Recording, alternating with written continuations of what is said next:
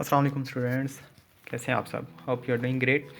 Let's get straight into the video which is about the second part of biomolecule and the topic start from lipids. Lipid first of all is a heterogeneous group of compound है, ठीक है. और heterogeneous group of compound relate करते हैं fatty acid के साथ, ठीक है. इनका कोई प्रॉपर स्ट्रक्चर नहीं है, लेकिन फैटी एसिड को लेके हम लिपिड को डिस्कस करते हैं, राइट. इसकी बेसिक जो है वो एक करेक्टरिस्टिक सॉल्युबिलिटी है. ये इनसॉल्युबल है इन वाटर में, और ऑर्गेनिक कंपाउंड में जो है वो सॉल्युबल है, राइट. ये सॉल्युबिलिटी की बेसिक पे इनको डिफरेंस किया जाता है इनमें, राइट. ये एक MCQs था कि लिपिड को किस बेसिस पे डिफरेंट किया जाता है, वो सोलबिलिटी की बेसिस पे, राइट. नेक्स्ट एक MCQ डिस्कस हुआ है, acyl glycerol, phospholipid, waxes and terpenoids. तो इसमें से MCQs ये आ सकता है कि which one is not related to fatty acids, right. So terpenoids जो है वो not without related to fatty acid, ये टर्पिनॉइड्स नहीं है. बाकी सारे जो है वो फैटी एसिड से रिलेट करते हैं, मतलब कि सारे लिपिड हैं. और टर्पिनॉइड्स जो हैं ये फैटी एसिड से रिलेट नहीं करते. नेक्स्ट एक MCQ डिस्कस हुआ है, इसमें देख लें which of the following is fatty acid. Fatty acid कौन सा है जी? इन ये तीन दिए हुए हैं, तीनों के साथ कार्बोक्सिलिक एसिड ग्रुप लगा हुआ है, और ये अल्काइल चैन भी लगी हुई है, ठीक है. ये एस्टिक एसिड है, ये प्रोपानोइक एसिड, और ये ब्यूटारिक एसिड, 4 कार्बन वाला. तो कंडीशन फैटी एसिड के लिए क्या कंडीशन दो दी हुई हैं, should have carboxylic acid group. Number 1 ये कि उनमें ये वाला कार्बोक्सिलिक एसिड ग्रुप होना चाहिए, and number 2 is even number of carbon atom, right. ये बायो के लिए ये कॉन्सेप्ट ठीक है, लेकिन केमिस्ट्री में जाके ये कॉन्सेप्ट गलत होता है. लेकिन बायो के लिए इसको यहाँ पे रख लें कि इवन नंबर ऑफ कार्बन हो और कार्बोक्सिलिक एसिड ग्रुप लगाओ, राइट. सो इवन नंबर किस में है? इसमें 2 है, इवन है. इसमें 1 2 3 है, 3 इज़ नॉट इवन. इसमें 1 2 3 4 4, तो ये 2 जो हैं ये हैं फैटी एसिड, और ये वाला मिड वाला 3 कार्बन वाला जो है वो फैटी एसिड नहीं है. ये किस तरह से भी इनके नाम दे के MCQ बना सकता है, और ये स्ट्रक्चर दे के बना सकता है. तो एसिटिक एसिड अगर नाम दे देगा तो आपको पता होगा कि एसिटिक एसिड में 2 कार्बन होंगे, ठीक है. प्रोपानोइक एसिड में 3 होंगे. तो इस तरह से कोई भी MCQ दे सकता है वो, राइट. ओके. उसके बाद ये एक MCQ दे सकता है, number of carbon atom in R chain of fatty acid. R chain, R कौन सी है? अल्काइल चैन, ये वाली. आर चैन में फैटी एसिड कितने होंगे, कार्बन एटम कितने होंगे, ठीक है. फैटी एसिड की आर चैन में कार्बन एटम्स कितने होंगे? तो फैट आर चैन में ऑड होंगे. क्यों? क्योंकि एक जो है वो कार्बोक्सिलिक एसिड का मिलेगा, तो वो फिर इवन होंगे, ठीक है. तो कार्बोक्सिलिक एसिड वाला कार्बन अगर निकालें तो फिर वो ऑड होंगे. जैसे अब यहाँ पे ये वाला कार्बन अगर निकाल दें, ये वाली आर चैन है ना, ये आर चैन है और ये कार्बोक्सिलिक एसिड है, ठीक है. तो आर चैन में 1 2 3 3 होंगे, ऑड होंगे, और चौथा यहाँ से लगेगा तो ये फैटी एसिड बनेगा, ठीक है. उसके बाद देखें जी, number of carbon atom increase कैसे होते हैं. अगर नंबर ऑफ़ कार्बन एटम हम इंक्रीज़ करेंगे तो सोलबिलिटी ऑर्गेनिक सॉल्वेंट में इंक्रीज़ करेगी, ठीक है. ऑर्गेनिक सॉल्वेंट में सोलबिलिटी इंक्रीज़ करेगी, मेल्टिंग एंड बॉइलिंग पॉइंट भी इंक्रीज़ करेंगे. क्यों? क्योंकि आर चैन इंक्रीज़ हो रही है, आर चैन ये वाली. Important point of fatty acid के इंपॉर्टेंट पॉइंट है जी, under specific condition crystal formation करता है जी. कौन सा ग्रुप जो है वो क्रिस्टल फॉर्म करता है, ठीक है. तो आपने वो किस तरह से भी पूछ सकते हैं, लिपिड फॉर्म करता है, कार्बोहाइड्रेट करते हैं, प्रोटीन करते हैं. Under specific condition crystal formation किस में होती है, तो वो लिपिड में होती है, फैटी एसिड में होती है. कोई भी वर्ड दे सकते हैं. उसके अलावा स्पेसिफिक ग्रेविटी, ये एक रटा मारना है आपने, कितनी है इसकी, लिपिड की 0.8 है, ठीक है. और ये देखें आप मेल्टिंग पॉइंट कैसे इंक्रीज़ कर रहा है. -8 डिग्री C, 4 कार्बन होंगे तो -8 डिग्री C है, ठीक है. उसके बाद 16 हुआ है तो 63 हो गया, मेल्टिंग पॉइंट इंक्रीज़ कर रही है. और उसके बाद 18 हुआ है तो 70 डिग्री C, ठीक है. और ये वाले कॉमन नेम जो हैं ये भी MCQs आते हैं, ठीक है. ये आपको पता हो स्टेरिक एसिड में कितने कार्बन है, ठीक है. स्टेरिक एसिड का वो IUPAC नेम कौन सा है, ठीक है. ये कॉमन नेम लिखे हुए हैं, ब्यूटायरिक और पाल्मेटिक. उसके अलावा अनसेचुरेटेड फैटी एसिड की एग्जांपल देख लें जी. अनसेचुरेटेड फैटी एसिड कौन से होंगे जिनमें डबल बॉन्ड होगा, ठीक है. ऑलिक एसिड 18 कार्बन वाला, ठीक है. और इसके C9 और C10 के दरमियान में डबल बॉन्ड है, एक डबल बॉन्ड है ऑलिक एसिड में. उसके अलावा पॉली अनसेचुरेटेड आ जाएगा, ठीक है. ये पॉली अनसेचुरेटेड आएगा जिनमें लिन ऑलिक एसिड है, इसमें 18 कार्बन है लेकिन 2 डबल बॉन्ड है. एक C9 और C12 और दूसरा C9 C10 और दूसरा C11 और C12 में होगा, ठीक है. ये थोड़ा सा मिटा हुआ इधर से. नेक्स्ट देखते हैं जी, एसाइल ग्लाइसरोल का स्ट्रक्चर देख लें जी आप, ठीक है। एसाइल ग्लाइसरोल, इसमें क्या होता है, इसका स्ट्रक्चर में से किसी तरह का भी एमसीक्यूज आ सकता है। जैसे यहाँ पे देखें, ये एसिड होता है और अल्कोहल होता है, ये दोनों जब मिलते हैं तो वाटर रिलीज़ होगा H2O, और प्रोडक्ट जो है वो एस्टर होगा। इन दो के दरमियान में कौन सा बॉन्ड बनेगा, एस्टर बॉन्ड, ठीक है। और प्रोडक्ट कौन सा आएगा इसमें, एस्टर, राइट। और ये एसिड कौन सा होगा, फैटी एसिड, और अल्कोहल कौन सा होगा, ग्लाइसरॉल, ठीक है। फैटी एसिड, एक fatty acid plus glycerol, mono acyl glycerol plus एक वाटर का मॉलिक्यूल, ठीक है। उसके अलावा दो फैटी एसिड मिलेंगे ग्लाइसरॉल के साथ तो डाई एसाइल ग्लाइसरॉल प्लस दो वाटर के मॉलिक्यूल। तीन फैटी एसिड मिलेंगे तो try acyl glycerol plus 3H2O। ये ट्राई एसाइल ग्लाइसरॉल जो है बेसिकली न्यूट्रल लिपिड है, क्योंकि इसके तीनों OH ग्रुप जो है वो यूटिलाइज हो जाते हैं, न्यूट्रल लिपिड ट्राईग्लाइसराइड, ठीक है। और इसमें जो है वो दो OH यूटिलाइज होंगे, एक बचेगा, इसलिए वो न्यूट्रल नहीं होगा, ठीक है। OH पे नेगेटिव चार्ज होता है। इसी तरह इसमें जब तीनों हो जाएंगे तो फिर ये न्यूट्रल होगा। कौन सा न्यूट्रल लिपिड है, MCQ पूछ सकता है, which one is neutral lipid, triacyl, diacyl, monoacyl, तो ट्राईसाइल ग्लाइसरॉल ये न्यूट्रल लिपिड है। ये बेसिक MCQs हैं, इजी MCQs, ये वैसे पूछता नहीं है लेकिन वैसे मैं आपको बता रहा हूँ। नेक्स्ट देख लेते हैं जी, ठीक है। इसके सारे डिस्कस हो गए हैं, ABC, देखा ये तीनों MCQs हैं, इसमें से किसी तरह से ये MCQs पूछ सकता है वो। नेक्स्ट देखते हैं जी, फॉस्फोलिपिड क्या है। फॉस्फोलिपिड क्या है जी, एक ग्लाइसरॉल का मॉलिक्यूल, ये पूरा ग्लाइसरॉल है, ठीक है। ये वाला यहाँ पे H लगे हुए हैं ना, ये बॉन्ड बने हुए हैं, एस्टर बॉन्ड बना हुआ है, OH है यहाँ पे, तो ये ग्लाइसरॉल है एक। उसके अलावा दो फैटी एसिड है, ये वाले दो फैटी एसिड है, और एक जो है वो फॉस्फोरिक एसिड है, ठीक है, PA लिखा हुआ है। ये दो फॉस्फोरिक एसिड और एक, दो फैटी एसिड और एक फॉस्फोरिक एसिड, ठीक है। ये दो जब मिलते हैं तो इसका नाम होता है फॉस्फेटाइडिक एसिड, ठीक है। ये फॉस्फेटाइडिक एसिड है,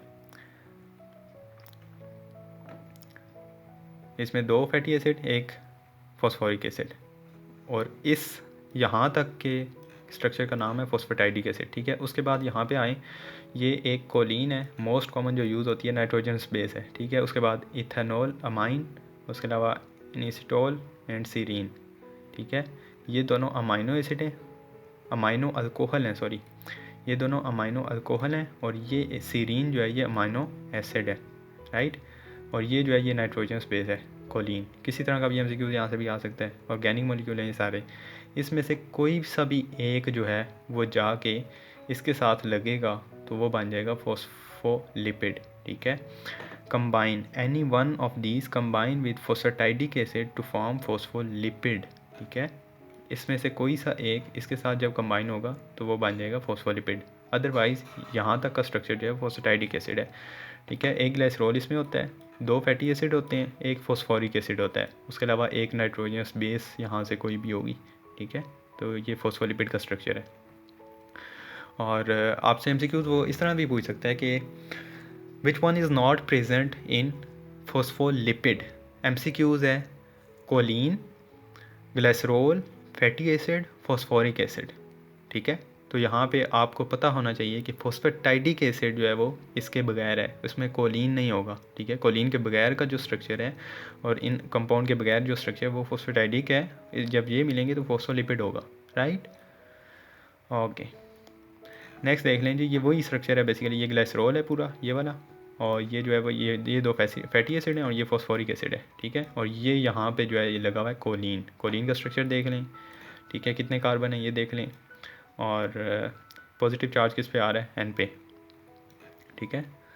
तो ये जो है ये कोलिन का स्ट्रक्चर लगा हुआ है। जब कोलिन लगेगी तो इसका एक स्पेसिफिक नेम आएगा जो कि फॉस्फेटिडाइल कोलिन, और इसका कॉमन नेम जो है वो लेसिथिन है। ये इंपॉर्टेंट MCQs है।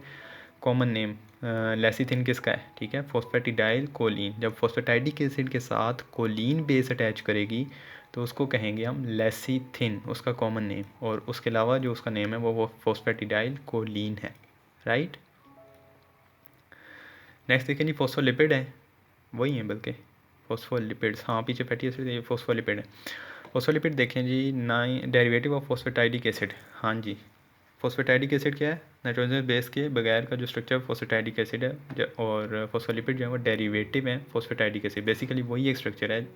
बाकी जितनी कोलिन लगेगी तो डिफरेंट स्ट्रक्चर होगा, दूसरी अमाइनो अल्कोहल लगेगा तो और स्ट्रक्चर होगा, सीरीन लगेगा तो और स्ट्रक्चर होगा और काम होगा इस तरह से। तो डेरिवेटिव जो है वो फोस्फेटाइडिक एसिड है, एक जो कॉमन है वो फोस्फेटाइडिक एसिड ही है। एम्फीफैटिक मॉलिक्यूल कौन सा होता है जी? एम्फीफैटिक कौन सा? एम्फीफैटिक फोस्फोलिपिड जो है वो एम्फीफैटिक मॉलिक्यूल है, कैरेक्टरिस्टिक्स है इसकी, ठीक है। कौन सा कंपाउंड होता है ये? Common compound having both hydrophilic और हाइड्रोफोबिक दोनों प्रॉपर्टीज़ हों। अब फोस्फेटाइडिक एसिड का जब हमने स्ट्रक्चर देखा था वो ऐसे ऐसे गोल लिपिड बाई लेयर वाला, तो यहाँ से वो हाइड्रोफिलिक था और यहाँ से हाइड्रोफोबिक था, राइट। ये वाला पार्ट जो है वो वाटर में सोलूबल हो रहा था और ये वाला नहीं हो रहा था, ये हाइड्रोफोबिक था। तो इसमें दोनों ही प्रॉपर्टीज़ आती हैं, हाइड्रोफिलिक भी हाइड्रोफोबिक भी। ऐसे कंपाउंड को हम कहते हैं एम्फीफैटिक मॉलिक्यूल, राइट।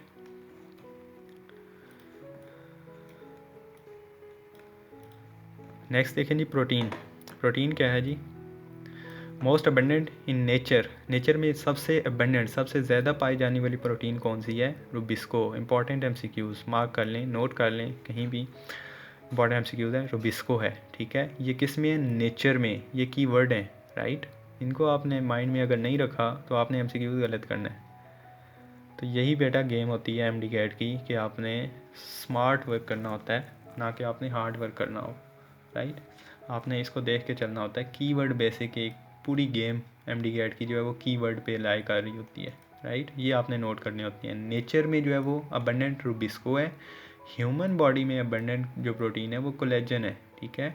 इनमें कंफ्यूज हो जाता है बंदा कि यार अब कौन सी अबंडेंट है, वो आगे नेचर लिख देते हैं तो इन दो फिर कंफ्यूज हो जाता है बंदा कि रुबिस्को है या कोलेजन है। तो रुबिस्को जो है इसको आपने याद रखना है, ये नेचर में है, ठीक है, नेचर में अबंडेंट है और ह्यूमन बॉडी में कोलेजन है।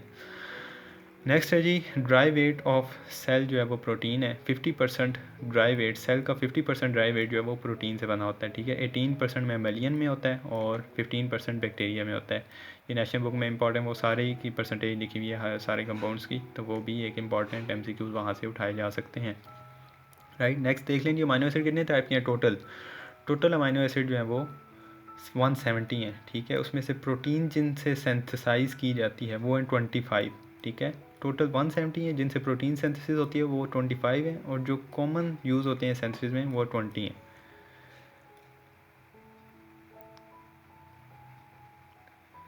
नेक्स्ट देख लीजिए अमाइनो एसिड का स्ट्रक्चर है। अमाइनो टर्मिनल यहाँ पे NH2 लगा हुआ है, ये अमाइनो टर्मिनल है, ठीक है। उसके बाद यहाँ पे H होगा। एक बेसिक स्ट्रक्चर है जो इसका वो ये है कि यहाँ पे अल्फ़ा कार्बन है, उसके एक साइड पे कार्बोक्सिलिक एसिड ग्रुप है, COO बॉन्ड O और OH, ठीक है। और एक साइड पे H है और दूसरे साइड पे वेरिएबल ग्रुप है, ठीक है। और एक साइड पे अमाइनो ग्रुप है, ठीक है। एक साइड पे अमाइनो है कार्बन के, दूसरे साइड पे H है, तीसरी साइड पे कार्बोक्सिलिक एसिड है, चौथी साइड पे वेरिएबल ग्रुप है, वेरिएबल ग्रुप, ठीक है।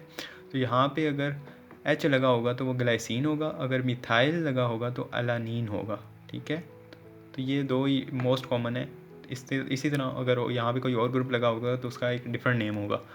तो ये कॉमन दो यहाँ पे डिस्कस करें। ये देखें आप, ये अगर H लगा हुआ है तो ग्लाइसिन है, मिथाइल लगा हुआ है तो अलानीन है। अब बॉन्ड कैसे बनते हैं जी? इसमें एक कार्बोक्सिलिक एसिड में से OH जाएगा और अमाइनो ग्रुप में से, अमाइनो टर्मिनल में से H जाएगा, ठीक है। एक अमाइनो एसिड के कार्बोक्सिलिक एसिड में से OH जाएगा, दूसरे अमाइनो एसिड के अमाइनो टर्मिनल अमाइनो ग्रुप में से H जाएगा। तो क्या बनेगा? H2O, वाटर रिलीज़ होगा और यहाँ पे पेप्टाइड बॉन्ड बनेगा, राइट। ये पेप्टाइड बॉन्ड बनेगा। यहाँ पे पेप्टाइड बॉन्ड किसके दरमियान में आएगा? C कार्बन और नाइट्रोजन के दरमियान में।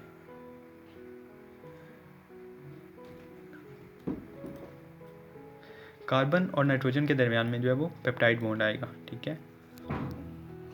और इसका नाम जो है वो ग्लाइसाइल अलानीन है, ठीक है। एक ग्लाइसिन है एक अलानीन है ना, तो ग्लाइसाइल अलानीन इसका नाम आ जाएगा।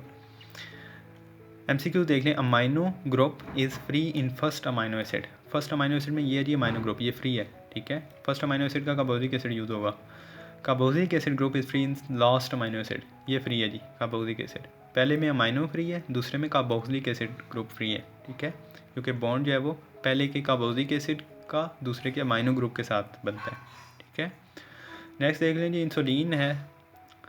इंसुलिन के कुछ इंपॉर्टेंट एमसीक्यूज हैं। इंसुलिन की कितनी चैन है जी? 2 चैन पाई जाती हैं इसमें। अल्फ़ा 21, 4 चैन है बेसिकली, 2 अल्फ़ा चैन 2 बीटा चैन, ठीक है, 2 2 4।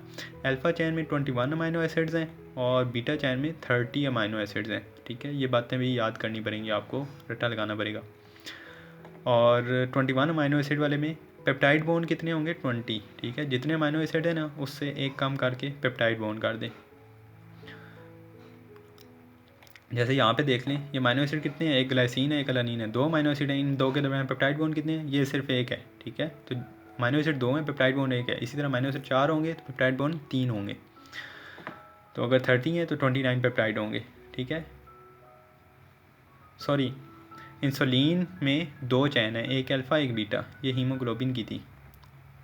इंसुलिन में 2 ही चैन है, एक अल्फ़ा है एक बीटा है, और इसमें जो है वो ये अमाइनो एसिड दिए हुए हैं।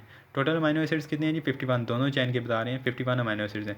टोटल पेप्टाइड बॉन्ड कितने हैं जी? 49। Number of peptide bond is equal to total amino acids minus total number of chain. ये पेप्टाइड बॉन्ड फाइंड करने का फार्मूला लिखा हुआ है एक, जितने अमाइनो एसिड्स होंगे उनमें से माइनस करनी है जितनी चैन्स होंगी, ठीक है। यहाँ पे 2 चैन्स हैं तो अमाइनो एसिड कितने हैं? 51 माइनस 2 49, राइट। हीमोग्लोबिन के देख लें, इसकी 2 अल्फ़ा चैन है 2 बीटा चैन है। दोनों अल्फ़ा में 141 अमाइनो एसिड हैं, दोनों बीटा में 146 अमाइनो एसिड हैं। टोटल कितने हैं? 574 अमाइनो एसिड हैं। और अगर पेप्टाइड बॉन्ड हम फाइंड करेंगे तो 574, नंबर ऑफ चैन्स कितनी है? 4। 574 माइनस 4 570 इज़ पेप्टाइड बॉन्ड। इसमें पेप्टाइड बॉन्ड 570 है। ये चीज़ें आप लोगों ने याद करनी है, क्रैम करनी है, रटा मारना है, राइट। नेक्स्ट देखें जी, प्राइमरी स्ट्रक्चर देख लें प्रोटीन का। ये भी इंपॉर्टेंट एमसीक्यूज यहाँ से आते हैं। प्राइमरी स्ट्रक्चर कौन से हैं, ठीक है। प्राइमरी स्ट्रक्चर में नंबर ऑफ सीक्वेंस की जब भी बात करें, या sequence number of amino acid, ये 2 बातें, और सीक्वेंस ऑफ अमाइनो एसिड, तो वो प्राइमरी स्ट्रक्चर होगा, ठीक है। वो प्राइमरी स्ट्रक्चर में डिस्कस होंगी, एक्सप्लेन होंगी। Primary structure of protein is maintained by, primary structure किस बॉन्ड, कौन सा बॉन्ड प्राइमरी स्ट्रक्चर मेंटेन करता है? जस्ट पेप्टाइड बॉन्ड, ठीक है। ये बातें याद रखनी है।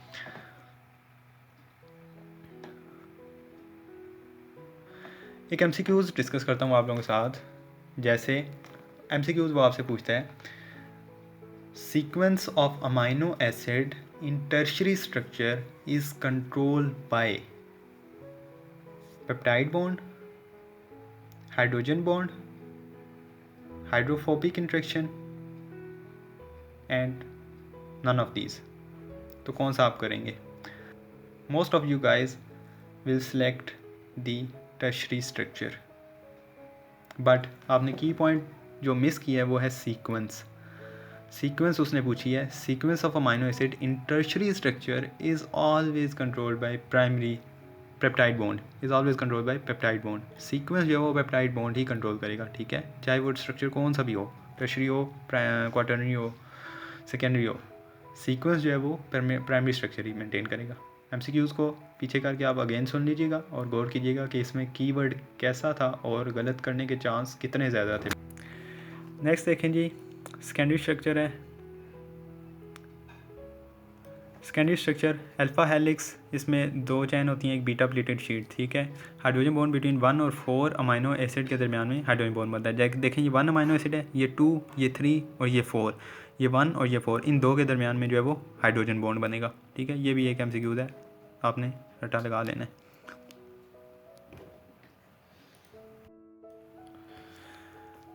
ओके, नेक्स्ट देखें, secondary structure is maintain by peptide bond और हाइड्रोजन बॉन्ड। ये 2 बॉन्ड इन्वॉल्व होते हैं सेकेंडरी स्ट्रक्चर को मेंटेन करने में, ठीक है। बेसिकली हाइड्रोजन बॉन्ड इन्वॉल्व होता है, लेकिन प्राइमरी पेप्टाइड बॉन्ड भी उसकी के अंदर ही होता है। उसके अलावा 3.6, 3 पूरे और एक आधा अमाइनो एसिड, एक टर्न में 3.6 अमाइनो एसिड पाए जाते हैं, ठीक है। ये भी एक एमसीक्यू रटा लगाने वाला।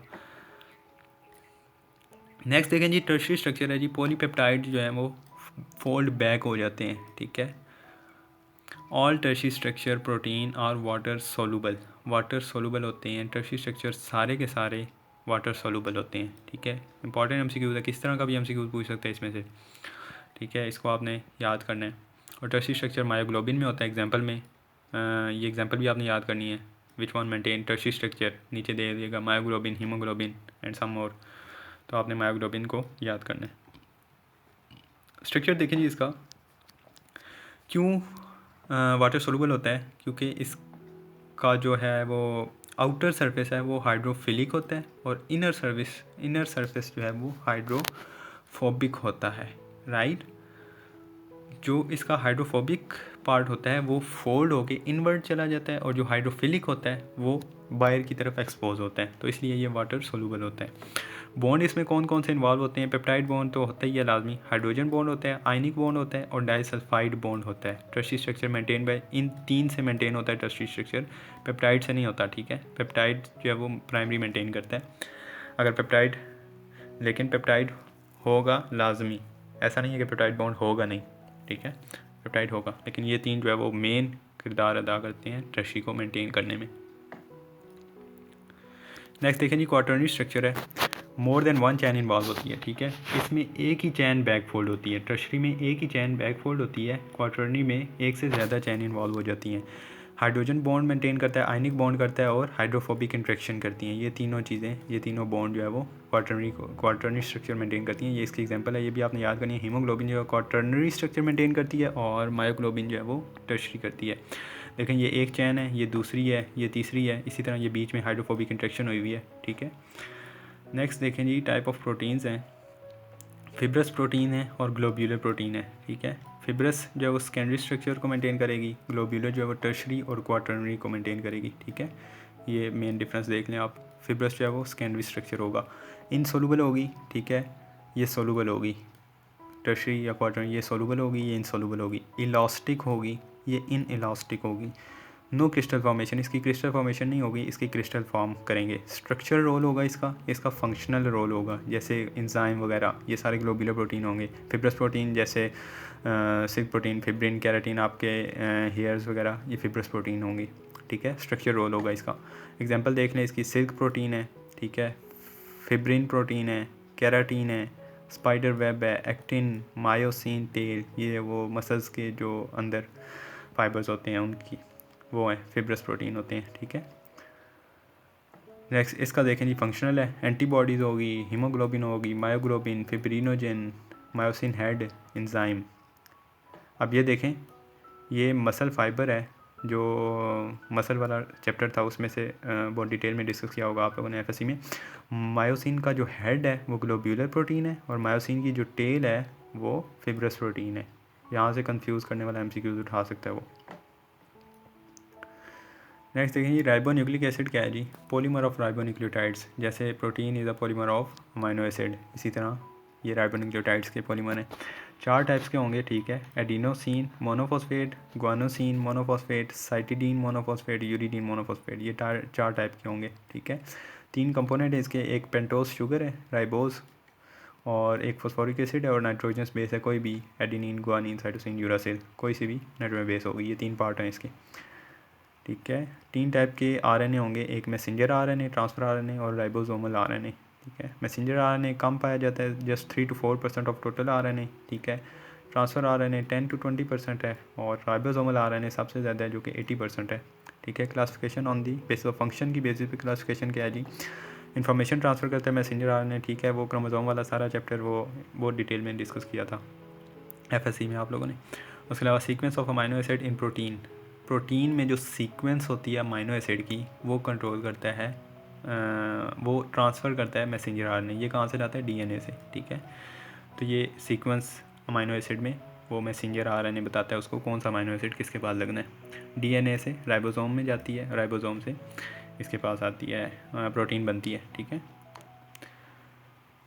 उसके अलावा इसको देख लें, ट्रांसफ़र करता है अमाइनो एसिड राइबोसोम के पास, अमाइनो एसिड उठा के राइबोसोम के पास लेके आ रहा होता है, ठीक है, वो अटैच करता है प्रोटीन के साथ। राइबोसोमल आरएनए क्या करता है? राइबोसोम प्लस प्रोटीन तो न्यू राइबोसोम बनाता है, ऑब्वियसली नाम से श्योर है, हेल्प करता है प्रोटीन सिंथेसिस में। लेंथ देख लें जी, 3 times of amino acid protein, जितने अमाइनो एसिड्स होंगे उनको मल्टीप्लाई करेंगे 3 के साथ तो वो उसकी लेंथ आ जाएगी, ठीक है। मल्टीप्लाई करना है 3 टाइम्स ऑफ अमाइनो एसिड। क्यों 3 टाइम्स? क्योंकि 3 जो है वो अमाइनो 3 इन 3 कोड जो हैं वो सीक्वेंस करते हैं एक अमाइनो एसिड को, ठीक है। तो इसलिए 3 न्यूक्लियोटाइड्स जो हैं वो एक अमाइनो एसिड को कंट्रोल करती हैं, ठीक है। तो इसलिए लेंथ जो है वो 3 टाइम्स ऑफ अमाइनो एसिड होती है। जैसे 100 अमाइनो एसिड की प्रोटीन है तो उसमें न्यूक्लियोटाइड्स कितनी होंगी, मैसेंजर RNA पे 300 मल्टीप्लाई 100 मल्टीप्लाई 300, ठीक है। 900 हैं तो 2700, 3 न्यूक्लियोटाइड्स हैं वो कोड करती हैं एक अमाइनो एसिड को, इसलिए। नेक्स्ट है जी transfer RNA, I think the last topic of today's video. देखें जी, ट्रांसफ़र RNA MCQ डिस्कस हुआ है 20 at least different transfer RNA for protein synthesis. 20 हैं जो प्रोटीन सिंथेसिस के लिए डिफरेंट हैं, ठीक है। 45 मैक्सिमम, ह्यूमन सेल में 45 जो है वो मैक्सिमम है ट्रांसफ़र RNA। 60 जो है वो total type of transfer RNA, 60 total हैं। ह्यूमन सेल में 45 हैं और प्रोटीन सिंथेसिस के लिए 20 यूज़ होते हैं। नेक्स्ट देखें ट्रांसफ़र RNA का स्ट्रक्चर बना हुआ है जी, ठीक है।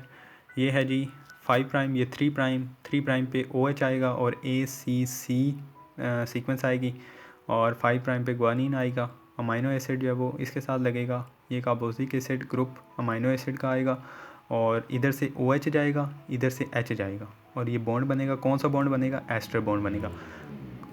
MCQs है कि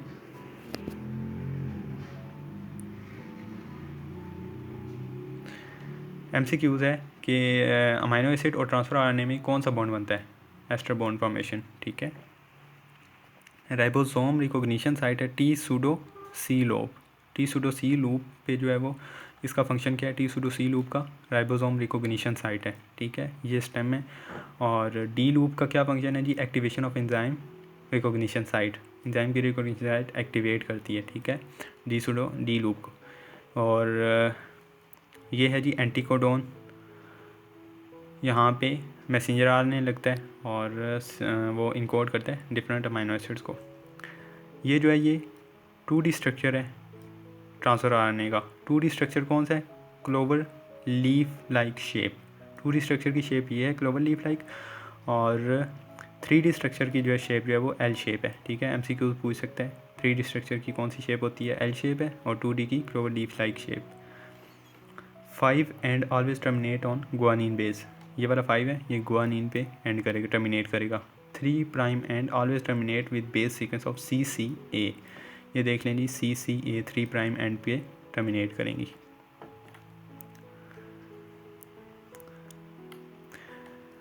okay students, that's all for today. Biomolecule chapter जो है वो कंप्लीट हो चुका है। नेक्स्ट हम नेक्स्ट चैप्टर को डिस्कस करेंगे।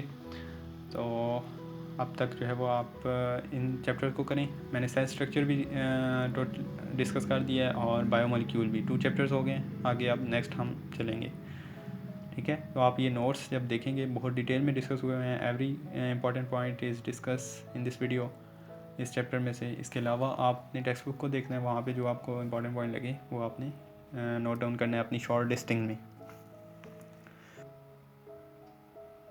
Okay students, that's all for today. See you in the next video. Allah Hafiz. If you like this video, please make sure to hit the like button and subscribe the channel, and also click the bell icon to be stay tuned for latest update. Thank you very much.